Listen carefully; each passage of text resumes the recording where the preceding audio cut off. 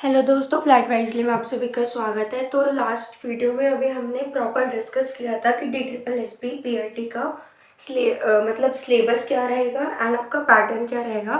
तो अब हम डिटेल में सिलेबस देख लेते हैं कि इन एक्चुअल टॉपिक्स क्या आते हैं। ठीक है, सो लेट स्टार्ट। सबसे पहले हम मैथ्स का सिलेबस देखेंगे कि आपका 20 मार्क्स का जो पेपर बनता है वो कौन कौन से टॉपिक्स में से आपके क्वेश्चन बनते हैं। सो आपके ये कुछ चैप्टर्स हैं: number system, simplification, fraction, decimal, surds and indices, LCM and HCF, percentage, profit and loss, discount, simple interest, compound interest, average, ratio and proportion, time and work, pipe and cistern, time and distance, boat and stream, mensuration and data interpretation.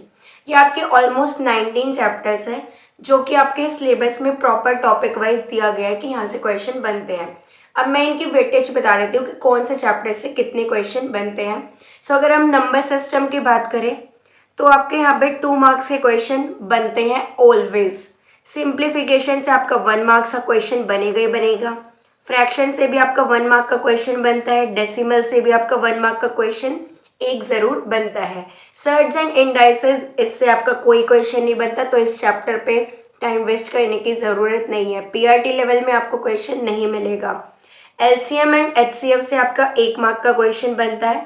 Percentage से आपके 2 question बनेंगे, एक बहुत basic level का होगा, बहुत मतलब easily solve होने वाला, बच्चों के खेल वाला, और एक आपका हार्ड क्वेश्चन बनेगा डिफिकल्ट लेवल का। सो परसेंटेज से आपके 2 क्वेश्चन बन जाते हैं। प्रॉफिट एंड लॉस और डिस्काउंट, ये दोनों एक ही चैप्टर में कंसीडर किया जाता है। डिस्काउंट को प्रॉफिट एंड लॉस में ही कंसीडर करते हैं, बट यहाँ से आपका कई बार एक क्वेश्चन बनता ही बनता है प्रॉफिट एंड लॉस से, और अगर प्रॉफिट एंड लॉस से नहीं आया तो आपका डिस्काउंट से भी आ जाता है, या फिर दोनों चैप्टर से ही 1 या 2 क्वेश्चन बन जाते हैं। तो यहाँ से 2 क्वेश्चन बनने के चांसेस रहते हैं, बट एक क्वेश्चन कंफर्म है दोनों चैप्टर में से। सेम अगर हम बात करें कंपाउंड इंटरेस्ट और सिंपल इंटरेस्ट की, तो PRT लेवल में मैक्सिमम 90% चांसेस रहते हैं कि सिंपल इंटरेस्ट से आपका 1 मार्क का क्वेश्चन आएगा, बट कई बार होता है कि आपका कंपाउंड इंटरेस्ट से भी क्वेश्चन दे दिया जाता है। तो यहाँ से भी आपको 1 नंबर या 2 नंबर के क्वेश्चन देखने को मिल सकते हैं, बट मैक्सिमम चांस है कि 1 मार्क का क्वेश्चन सिंपल इंटरेस्ट से बनेगा ही बनेगा। कंपाउंड इंटरेस्ट से कम चांसेस रहते हैं। अब बात करते हैं एवरेज से। सो एवरेज से भी आपका 1 मार्क का क्वेश्चन बनता है।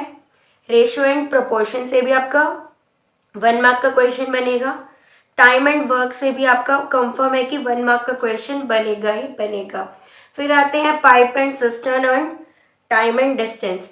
तो यहाँ पे ये रहता है कि टाइम एंड वर्क और जो पाइप एंड सिस्टर्न है, इन दोनों में आपका 1 मार्क का क्वेश्चन या फिर 2 नंबर के क्वेश्चन बन सकते हैं। मैक्सिमम चांसेस रहते हैं टाइम एंड वर्क से क्वेश्चन बनेगा बनेगा। पाइप एंड सिस्टर्न से 10% का चांस रहता है कि क्वेश्चन आ सकता है। अगर आता है तो यहाँ पे 2 क्वेश्चन बन जाते हैं इन दोनों चैप्टर से। अगर हम बात करें time and distance and boat and stream, तो यहाँ से भी आपका मैक्सिमम चांस रहता है कि टाइम एंड डिस्टेंस से एक क्वेश्चन बनेगा ही बनेगा, और अगर बॉट एंड स्ट्रीम से भी क्वेश्चन आ जाता है तो आपको 2 क्वेश्चन देखने को मिल जाते हैं। बट आप ये देख रहे हो कि जहाँ पे मैंने 2-2 बनाए हैं, तो यहाँ पे सिंपल इंटरेस्ट को आपको प्रॉपरली करना है, बिकॉज ज़्यादा चांसेस यहाँ पे रहते हैं।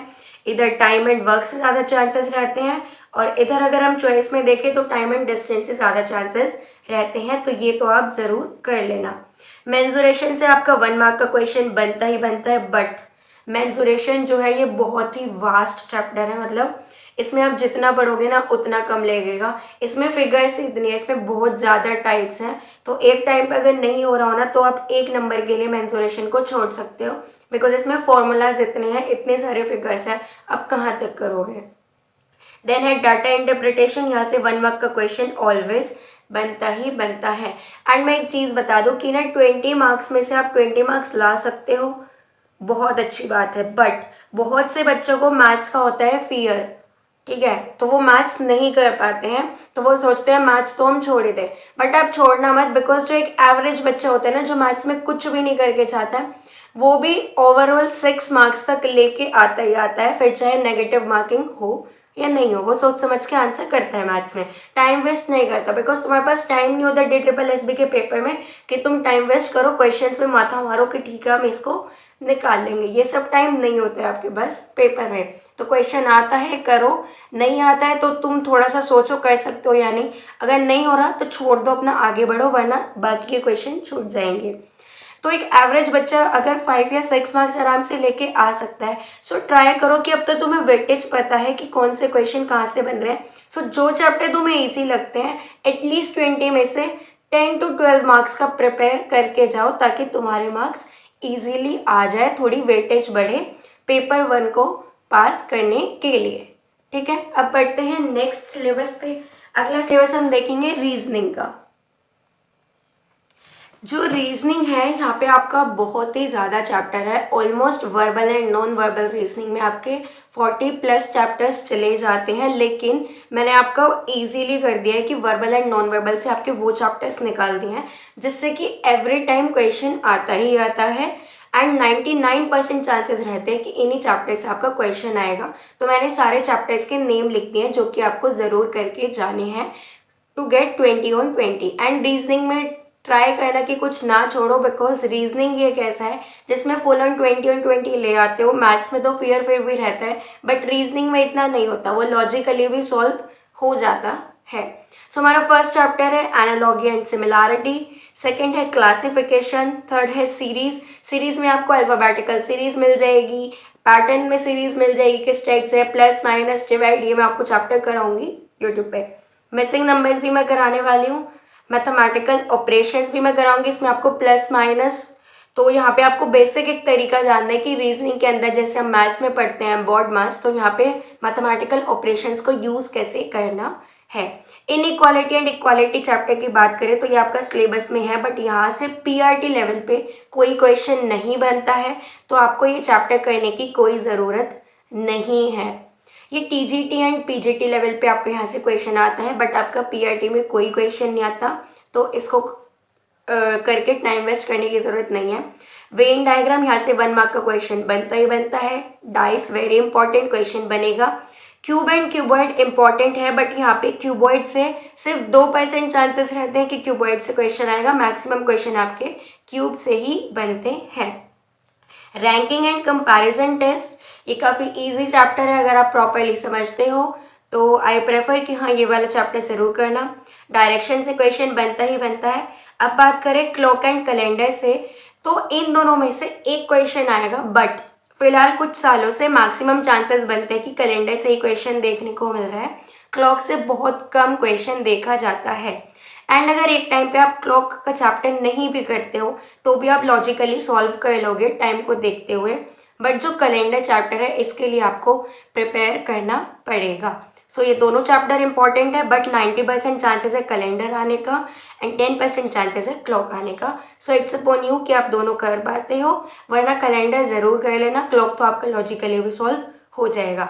फिर आता है blood relation, then alphabet test, इसमें आपको अल्फ़ाबेटिकल ऑर्डर पता होना चाहिए, रिवर्स में भी, एंड अल्फ़ाबेटिकल मतलब सीरी वाइज भी, तो आपको प्रॉपर पता होने चाहिए। कोडिंग डिकोडिंग इंपॉर्टेंट चैप्टर है। वर्ड फॉर्मेशन, सिलॉगिज्म के अंदर आपके 5-6 सब टॉपिक बन जाते हैं, इसमें आपको स्टेटमेंट्स दे दी जाएंगी, फिर पूछेंगे कि स्टेटमेंट के अकॉर्डिंग क्या ये सही है, असम्पशन या नहीं है, असर्शंस पूछी जाएंगी, कॉज एंड इफेक्ट। तो सिलॉगिज्म है बहुत वास्ट चैप्टर, लेकिन यहाँ से आपका अगर क्वेश्चन बनता है तो आपके 2 से 3 क्वेश्चन बन जाते हैं। सो इट्स अपॉन यू कि आप कैसे करते हो सिलॉगिज्म पे, लेकिन अगर सिलॉगिज्म से क्वेश्चन आता है तो 2 से 3 क्वेश्चन बनेंगे, क्योंकि इसका क्वेश्चन ही एक ही स्टेटमेंट से 2-3 क्वेश्चन बन जाते हैं, तो ये इंपॉर्टेंट चैप्टर है। Data sufficiency, decision making, sitting arrangement important है। सिटिंग अरेंजमेंट ऐसा चैप्टर है जहाँ से अगर एक भी क्वेश्चन आया तो ये स्टेटमेंट इतनी ज़्यादा हो जाती है कि 2 या 3 क्वेश्चन आपके बनते ही बनते हैं। सो आपके 2 चैप्टर्स ऐसे हैं जहाँ से कि आपके आराम से 4 से 6 क्वेश्चन मिल सकते हैं एग्ज़ाम में। फिर आता है puzzle, then mathematical operations, counting of figures, classification, ये सभी इंपॉर्टेंट चैप्टर हैं, ज़रूर कर लेना। बस एक इनइक्वालिटी एंड इक्वालिटी नहीं करना है, क्लॉक भी आप छोड़ सकते हो एक टाइम पे। सो ये था आपका रीजनिंग के लिए डिटेल्ड में सिलेबस। अब बढ़ते हैं इंग्लिश की तरफ, डिटेल्ड सिलेबस देखेंगे। अब हम इंग्लिश की बात करें, सो पहला जो हमारा टॉपिक आता है वो आता है एंटोनियम्स। बेसिक में अगर बात करें एंटोनियम्स का मतलब है अपोजिट वर्ड्स, सिनोनियम्स का मतलब है सेम वर्ड्स। सिनोनियम्स में हो जाएगा पर्यायवाची शब्द हिंदी के अकॉर्डिंग, एंड एंटोनियम हो जाएगा आपका विलोम शब्द। देन आपका एक पैसेज आता है, तो आपका पैसेज ज़रूर देखने को मिलता है 20 मार्क्स में, या आपका 5 मार्क्स का भी हो सकता है, 4 मार्क्स का भी हो सकता है। देन आता है one word substitute. One word substitute हो जाएगा आपका, जो कि हिंदी में होता है अनेक शब्दों के लिए एक शब्द। इसमें यह है कि आपको पूरा एक सेंटेंस दे दिया जाएगा, देन उस सेंटेंस के लिए एक प्रॉपर वर्ड क्या हो सकता है वो पूछा जाएगा। फिर आता है इडियम्स एंड फ्रेजेस, यानी कि मुहावरे एंड लोकोक्तियाँ। स्पेलिंग टेस्ट आपसे पूछा जाता है, तो स्पेलिंग टेस्ट के लिए आपकी वोकैबुलरी अच्छी होनी चाहिए। अभी से ही शुरू कर दो कि रोज़ के एटलीस्ट 5 वर्ड्स वोकैब में तैयार करो। देन आता है सेंटेंस इंप्रूवमेंट में आपके जंबल वर्ड्स मिल जाएंगे आपको, या जंबल सेंटेंसेस मिल जाएंगे। फिर आता है एरर डिटेक्शन या फिर फिल इन द ब्लैंक्स। और ये दोनों जो एरर डिटेक्शन के आपके जो टॉपिक्स रहते हैं कि इसमें क्या एरर मिल सकता है, या फिलअप्स में आपको क्या चीज़ फिल करने के लिए पूछी जा सकती है, तो वो जो आपके टॉपिक्स रहते हैं जो आपको प्रिपेयर करने हैं वो है, सबसे पहले है नाउन। नाउन भी बहुत वास्ट है, अगर आप प्रॉपर देखेंगे तो, अगर आप डिटेल में पढ़ेंगे तब आपको नाउन मिल जाएगा। देन है pronoun, tenses, voice, preposition, conjunction, adjectives, verbs, adverbs, articles, conditional sentences, question tags, prefixes and suffixes, ये हो गया आपका उपसर्ग प्रत्यय। तो ये सारी चीज़ें आपको पता होनी चाहिए। बेसिक ग्रामर आपसे पूछी जाएगी 20 मार्क्स में, और ये ग्रामर बिल्कुल भी मत छोड़ना, एटलीस्ट ये टॉपिक्स तो बिल्कुल भी मत छोड़ना। अगर आप सिर्फ ये टॉपिक्स भी करते हो तो भी आप 20 में से 15 प्लस मार्क्स लेने के लिए एलिजिबल हो जाओगे, अगर आप ये ऊपर के एंटोनियम सिनोनियम आपसे नहीं हो पा रहे हैं तो। सो ट्राई करो कि एटलीस्ट इंग्लिश में ग्रामर में तुम ये बेसिक टॉपिक्स तो ज़रूर कर लो, तभी तुम अच्छा स्कोर कर पाओगे। अब बढ़ते हैं हिंदी के डिटेल्ड सिलेबस के लिए। जो आपकी हिंदी है इसमें भी आपकी व्याकरण पूछी जाएगी, यानी कि ग्रामर पूछी जाएगी, एक पैसेज पूछा जाएगा, प्लस आपकी वोकैबुलरी कितनी अच्छी है हिंदी के वर्ड्स की, ये पूछी जाती है। सो आपका सिलेबस है, समास पूछे जाएंगे, लिंग बदलो, वचन बदलो, संज्ञा से क्वेश्चन आ सकता है, विलोम शब्द, पर्यायवाची शब्द, उपसर्ग, प्रत्यय, संधि इम्पॉर्टेंट है। अगर आपकी संधि आपको आती है तो आपके उपसर्ग और प्रत्यय दोनों अपने आप ही हो जाएंगे। तत्सम और तद्भव शब्द आपको पता होने चाहिए कि कौन से संस्कृत वर्ड्स है, कौन से हिंदी के वर्ड्स हैं। मुहावरे और लोकोक्तियाँ आपको आनी चाहिए। विशेषण, काल, कारक, सर्वनाम, वाक्य, रस या छंद आपको पता होने चाहिए, कौन सा भाव प्रकट कर रहे हैं सेंटेंस के अकॉर्डिंग। वाच्य आपको पता होने चाहिए। भाषा बोली, यानी कि जैसे कि ये हो गया कि सूरदास के दोहे या कबीरदास के दोहे कौन सी लैंग्वेज में लिखे गए हैं, वो हिंदी लैंग्वेज नहीं है, वो अवधी लैंग्वेज है। तो इस टाइप से आपसे कुछ क्वेश्चन पूछे जा सकते हैं। शब्द शक्ति पूछी जाएगी। शब्द शक्ति में वही स्पेलिंग टेस्ट है जैसे इंग्लिश में होता है, वैसे हिंदी में आपसे पूछा जाएगा कि क्या स्पेलिंग सही है। अलंकार आपसे पूछे जाएंगे। हिंदी भाषा का विकास, यानी कि हिंदी भाषा कैसे ओरिजिनेट हुई, फिर ये कब तक कितने देशों में फैली है, इसका विकास कैसे हुआ है, ये सब पूछा जाएगा। और फिर आते हैं अनेकार्थी शब्द, यानी कि बहुत सारे शब्दों के लिए एक शब्द, यानी कि सेंटेंसेस के लिए, जैसे कि जो कभी ना मरे तो उसके लिए हम अमर वर्ड यूज़ करते हैं। तो इस टाइप से आपका ये सिलेबस है, अनेकार्थी शब्द होते हैं। तो ये डिटेल सिलेबस मैंने आपको दे दिया, ये आपको ज़रूर करना है। और इंग्लिश के लिए मैं आपको ये कहूँगी कि आप बाहर जाके पैरामाउंट की एक प्रॉपर इंग्लिश की बुक खरीद सकते हो, एंड हिंदी की भी आप चाहो तो खरीद सकते हो। तो इंग्लिश और हिंदी में ये रहेगा कि ना उधर आपको प्रॉपर डिटेल में एक एक टॉपिक समझाया हुआ है अगर आप पैरामाउंट की बुक लेते हो। अब बात करते हैं हमारा लास्ट सब्जेक्ट पार्ट ए के लिए, जो कि है general knowledge and current affairs. तो यहाँ पे अगर हम देखें तो जो आपके 20 मार्क्स का ये सब्जेक्ट रहता है, इसमें आपकी 5 से 6 मार्क्स की करंट अफेयर्स ही बनती है, एंड 14 to 15 मार्क्स का आपसे जनरल पेपर यानी कि जनरल नॉलेज पूछी जाती है। सो अगर हम जनरल नॉलेज की बात करें तो आपके जो सब्जेक्ट रहते हैं वो हो जाता है physics, chemistry, biology, economics, history, geography and political science. ठीक है, पॉलिटिकल साइंस को हम सिविक्स भी कह सकते हैं।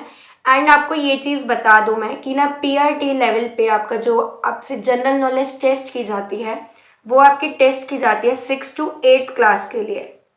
ठीक है, सो आई विल प्रेफर कि आप लोग ना 14 to 15 मार्क्स के लिए कहीं वैसे प्रॉपर बुक्स मत उठाओ, बट जो 6 to 8 क्लास की एनसीईआरटी है, एक बार एनसीईआरटी का ना, जिन बच्चों को बुक्स अवेलेबल ना हो, वो प्ले स्टोर से एक ऐप होता है एनसीईआरटी ऐप बुक्स, ठीक है, एनसीईआरटी बुक ऐप, तो आप वहाँ से जाकर डाउनलोड कर सकते हो। आपको प्रॉपर बुक्स मिल जाएंगी एनसीईआरटी की, साइंस की हो, हिंदी की हो, किसी भी चीज़ की हो, आपको एनसीईआरटी के वहाँ पे सारी बुक्स अवेलेबल होंगी।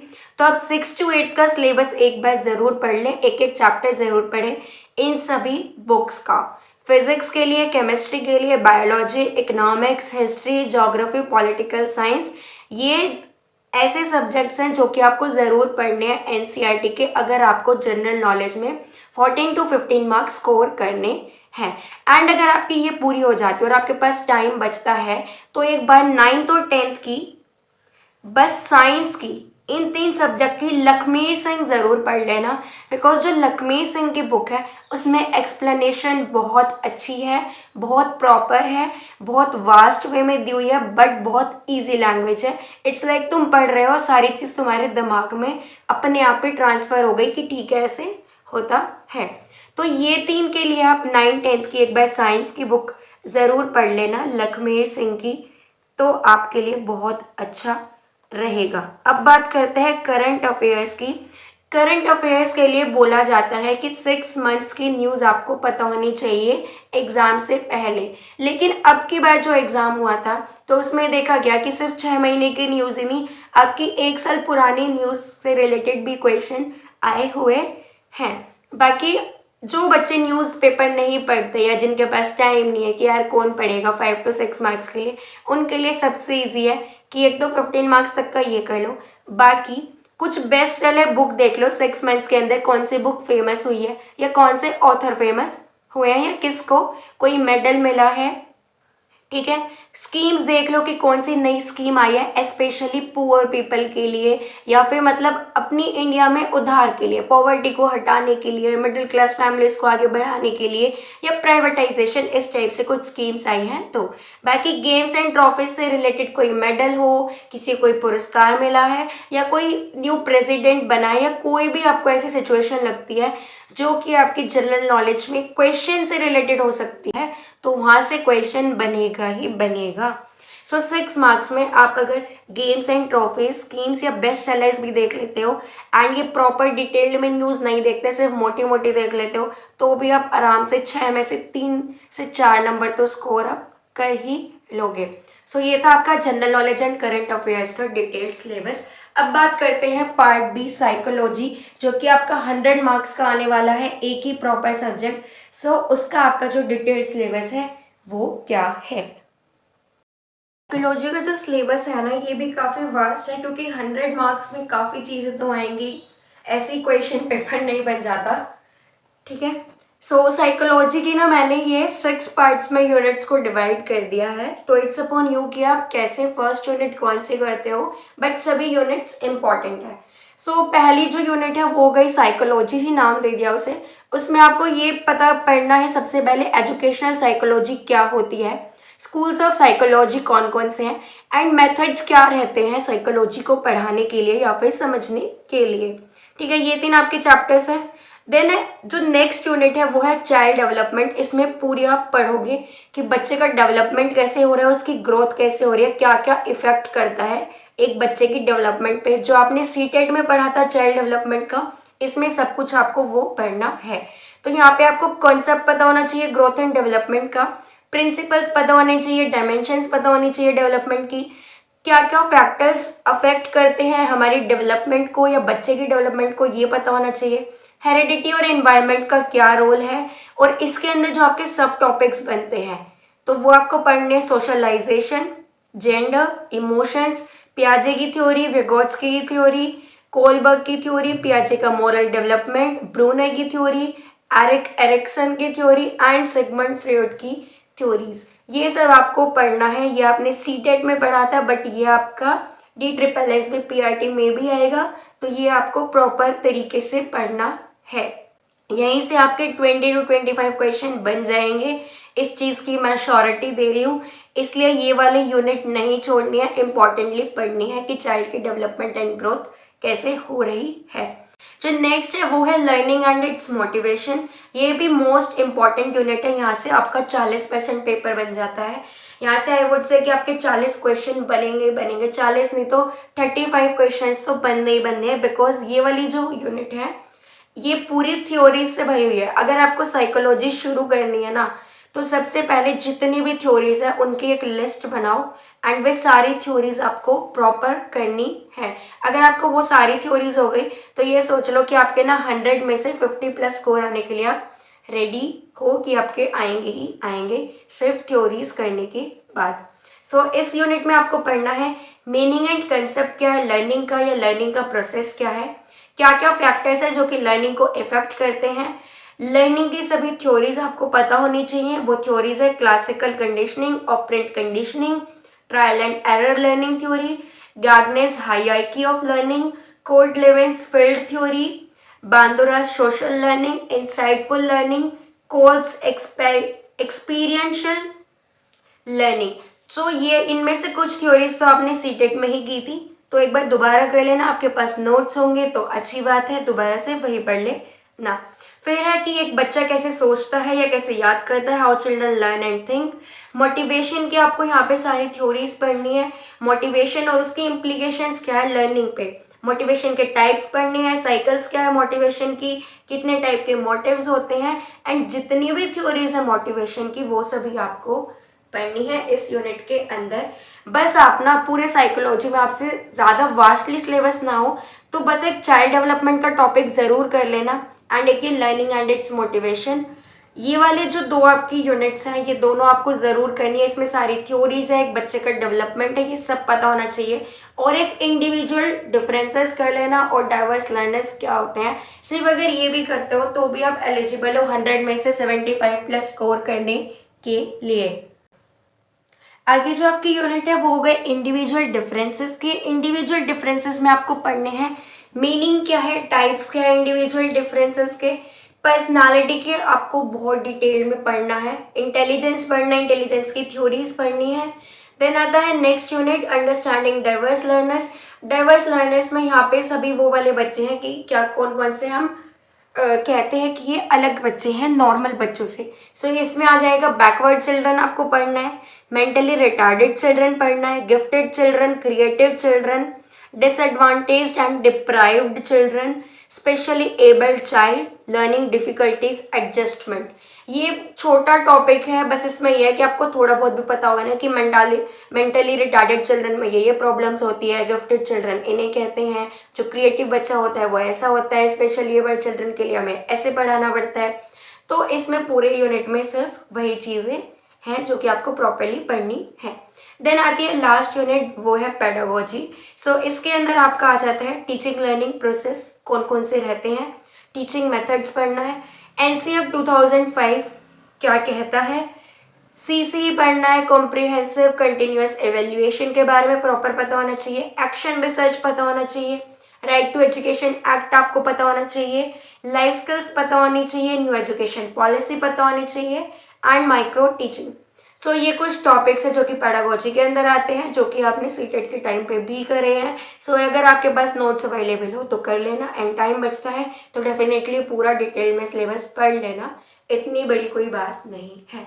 सो आई होप आप डिटेल्ड सिलेबस देखने के बाद अब आप में थोड़ा कॉन्फिडेंस आया होगा that yes you can crack DSSB PRT। So आप आराम से क्रैक अप कर लोगे। इट्स ऑल अबाउट स्ट्रैटेजी कि आप कैसे बनाते हो, कैसे चैप्टर्स को कवर अप करते हो, एंड आप कितने मार्क्स पे कौन से सब्जेक्ट पे कितने मार्क्स की वेटेज लेके चल रहे हो कि मेरे को 20 में से इतने मार्क्स लाने, 100 में से इतने मार्क्स लाने हैं। तो all the best for your exam. Thank you for watching it, and video को लाइक सब्सक्राइब शेयर करना मत भूलना। बाय।